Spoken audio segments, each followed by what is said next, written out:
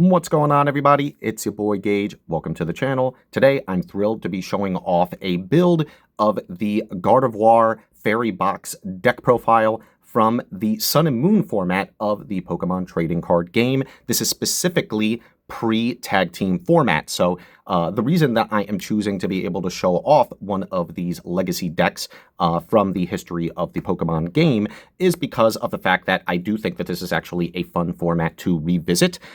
This is back when I still feel like there was still a decent amount of balance in the game in comparison to things like the tag team format, because the GXs are still worth 2 prizes as opposed to 3. So the game was still a little bit slower, a little bit more methodical, and a lot of the cards are still really interesting.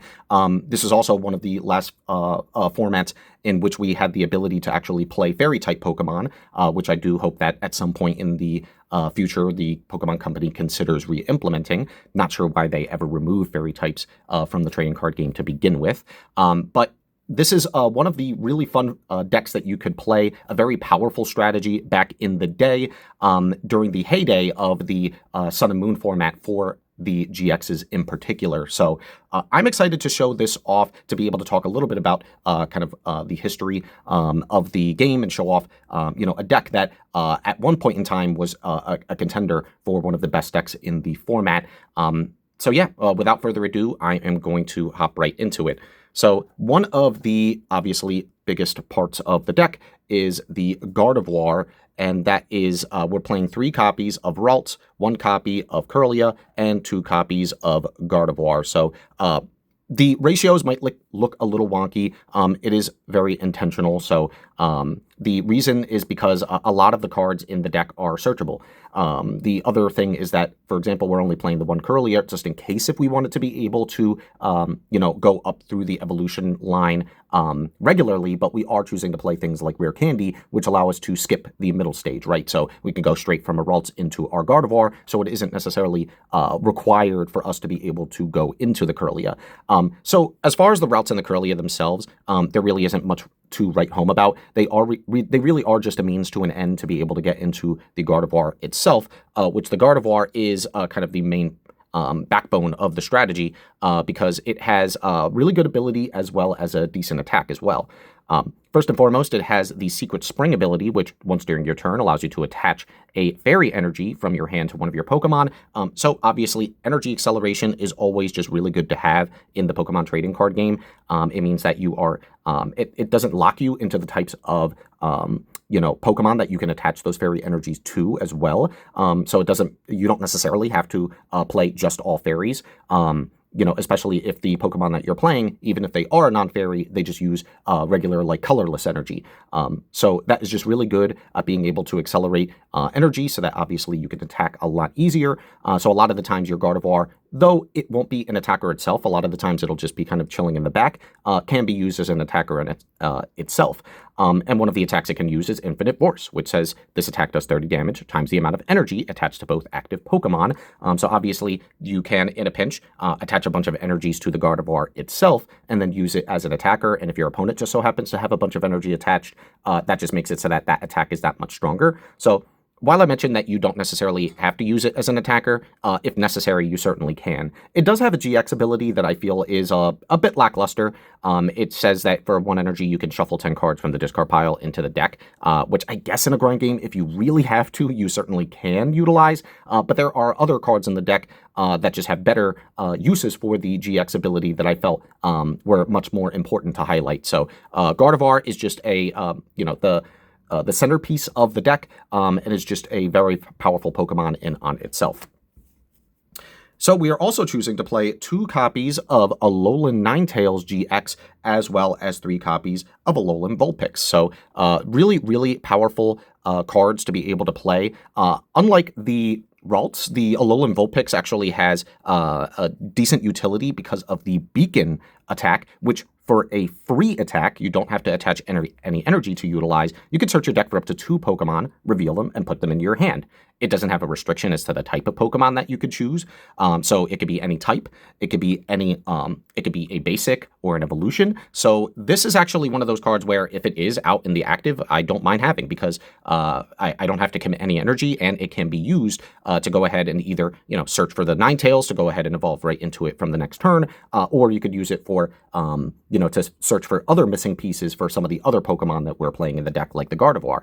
But of course, the main star of the show is going to be the very powerful Alolan Ninetales GX, which is just an incredible Pokemon. Its ability, Mysterious Guidance, says when you play this from the hand to evolve one of your Pokemon, obviously the Vulpix, you can search your deck for up to 2 item cards and reveal them and put them into your hand. So we are playing a slew of really powerful items to be able to facilitate, ensure that we have really good targets to search off of the Ninetales effect.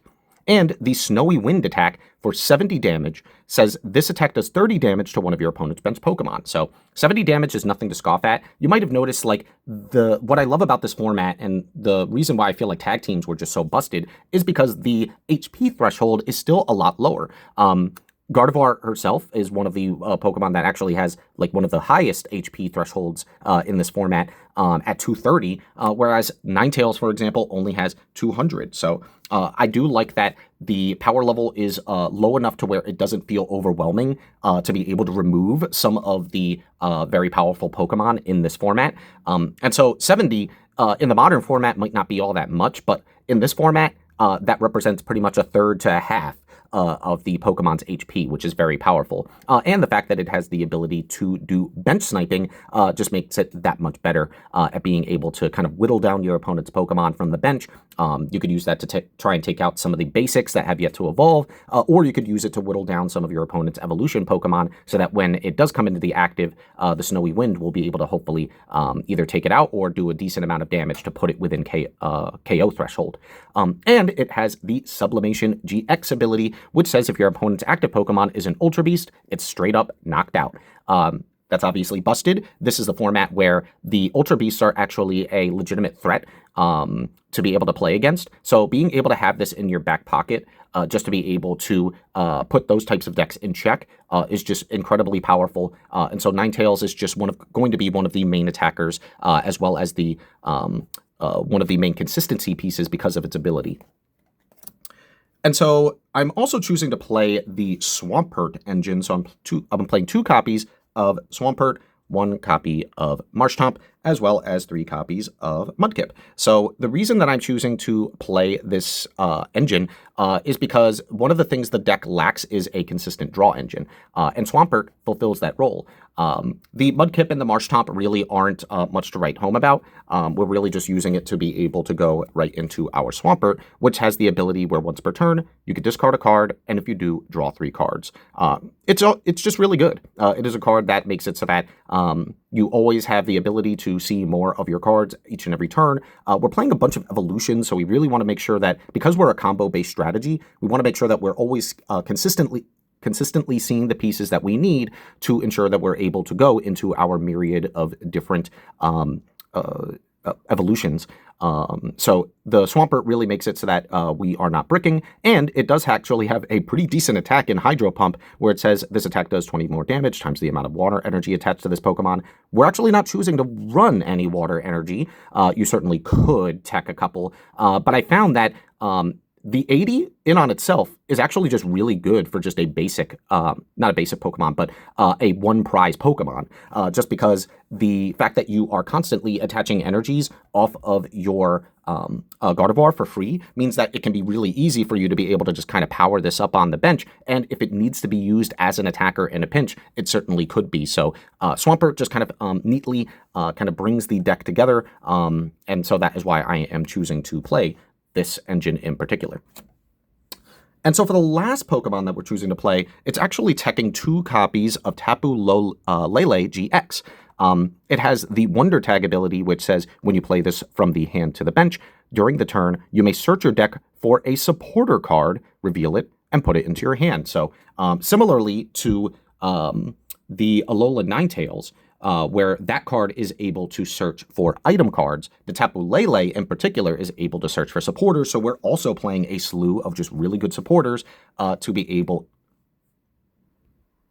to utilize. So yeah, Tapu Lele is really good for its ability, but also the Energy Drive attack, which if needed, this attack does 20 damage times the amount of energy attached to both active Pokemon. So again, this Pokemon in particular isn't necessarily going to be the one you're going to want to attack with, but in a pinch can certainly be used as one if needed. So like I mentioned, those were the final Pokemon, so the rest of the deck is going to consist of our trainers, such as our items, our supporters, and our energies. So one of the main items that we're choosing to play is obviously Rare Candy. This is absolutely pivotal in any strategy in which you're running any Stage 2 based Pokemon, and in which case, in this case, we're running both the Gardevoir as well as the Swampert. So we're going to want to make sure that we have the ability to get into these cards as soon as possible. So the Rare Candies are a way for us to be able to do so. And of course, since it's an item, it is something that we can search off of our Ninetales. We are also playing Nest Ball, which just so happens to be a really, really good consistency piece for the strategy. Just being able to search your deck for a Pokemon, put it onto the bench. This is something we still use in the modern format of the game, and it's nice that this is still something that's played in this format as well. So consistency is key. We're also playing 2 copies of Ultra Ball, which does exist in this format as well. Discarding 2 cards from the hand to search any Pokemon is, if it helps to get your play going, is worth it.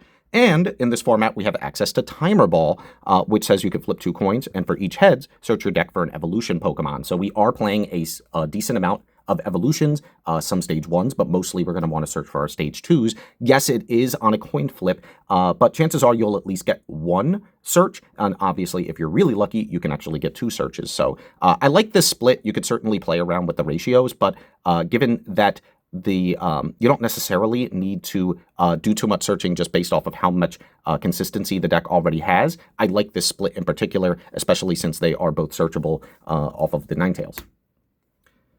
I'm also choosing to play 2 copies of Max Potion. It says heal all damage from one of your Pokemon, and if you do, discard all energy from that Pokemon. This is really good just because the most we're attaching, for the most part, is going to be 2 energy. Our Alolan Ninetales only really requires the 2. Even the Gardevoir itself only really needs the 1, but obviously to get to higher attack thresholds, you would need to put more on it. But it's really good at being able to, yeah, we're going to have to end up discarding energy that's on there, but if it means being able to heal all of that damage, you could easily power it back, power the energies back up with the Gardevoir's ability. So in this deck in particular, the Max Potion is very powerful. I'm also choosing to play 2 copies of Choice Band, which says the attacks of this Pokemon that it's attached to do 30 more damage to your opponent's active Pokemon GX or active Pokemon EX. So obviously, this is GX format, so the fact that we have the ability to power up our attacks makes it so that, for example, our Alolan Ninetales is going to be doing that much more damage every single time it swings. So, especially if you're playing into a GX-based deck, which most of the time you will be. For consistency trainers, supporters, we are choosing to play 4 copies of Lily, just one of the most premier cards to be able to play in this format. Draw until you have 6 cards, but if it's your first turn, you can draw until you have 8. So obviously the most ideal thing is for you to be able to play as many of the Pokemon from your hand onto the bench as you can, utilize as many of your items, and then drop the Lily to be able to draw an insane amount of cards to make sure that you have access to as much card advantage as possible. I'm also choosing to play 4 copies of Cynthia, again, another premier supporter in this format. You shuffle your hand to the deck and then draw 6 cards. Because we're an evolution-based strategy, there are going to be times where we end up drawing into too many of our evolutions, and so you don't necessarily want to discard those cards. You are going to want to put them back into the deck in the hopes that you can actually draw into, some of your other cards that will actually allow you to play the game if you are bricked up on too many things like evolutions, for example. I'm playing 2 copies of Guzma, which is basically Boss's Orders, but on crack in this format because it allows you to switch one of your opponent's bench Pokemon, but if you do, you switch your active Pokemon with one of your bench Pokemon. So you might see this as being familiar to the Prime Catcher in the modern format. Guzma is that in a supporter in this format. So yeah, just a really powerful card. Obviously, you don't want your opponent hiding in the bench, so Boss's Orders type cards are always going to be at a premium. For other techs, I'm choosing to play one copy of Tate and Liza. You can either choose to shuffle the hand in the deck and draw 5, or switch one of your active Pokemon with one of your bench Pokemon.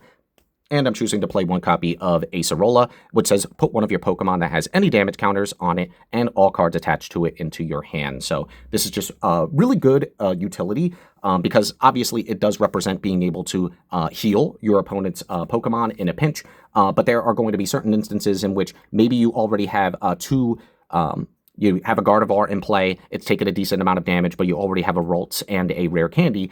You can actually use the Acerola to go ahead and bounce the Gardevoir back to your hand, healing all of the damage, and then you could go ahead and use the Rare Candy on your other Ralts that was already put onto the bench from the previous turn to go ahead and Rare Candy into another Gardevoir, meaning that you're basically going into another fresh Gardevoir for free.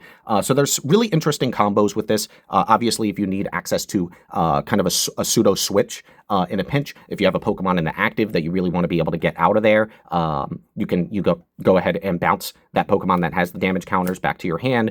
So Acerola is just kind of a really cool tech to be able to play, especially since it is easily searchable. And so for the last trainer, we're choosing to play 3 stadium cards, and this is actually going to be 3 copies of Brooklet Hill, which is really good for this deck because of the fact that we are choosing to play basic water Pokemon, so that you could use that to search for your Alolan Vulpix or your copies of Mudkip to start setting up your Swampert.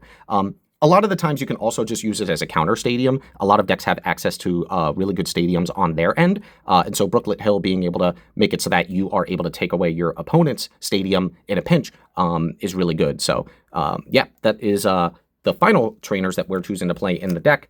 The only thing I did want to mention was that we are, in terms of energy, choosing to play 2 copies of Double Colorless Energy. This is one of those cards where it makes it so that your Swampert is able to attack in a pinch much more easily if necessary, because then all you'd need to do is just attach this for turn, use the Gardevoir to attach your Fairy Energy, and then you can go ahead and get access to the Hydro Pump. So the only other target you could technically use it for would be your Tapu Lele if you really needed to be able to attack with it. I feel like you're in a pretty bad position if you need to be able to do so. But the Double Colorless Energy is just a nice tech to be able to have. And then, of course, the remainder of the deck is these absolutely gorgeous Fairy Energies. So guys, that is going to be it for the profile. Hopefully you learned something and were able to, if you did just so happen to play during this time, you were able to kind of take a step back to be able to kind of appreciate, kind of how the game used to be played. There are obviously a lot of similarities between multiple different formats. Right now in the EX format, we are still in a 2 prize based format. So, it's one of those things where we do see a lot of similarities, but I do think that the current game does have a lot of really fast power creep. So it can be really nice to be able to just kind of take a step back to play an older balanced format. And I feel like Gardevoir just so happens to be in the era of the history of the game where it is really fun and balanced. So guys, that is going to be it for the profile. Thank you so much. If you're still sticking around up until this point, please remember to like, comment, and subscribe. And until next time, GG.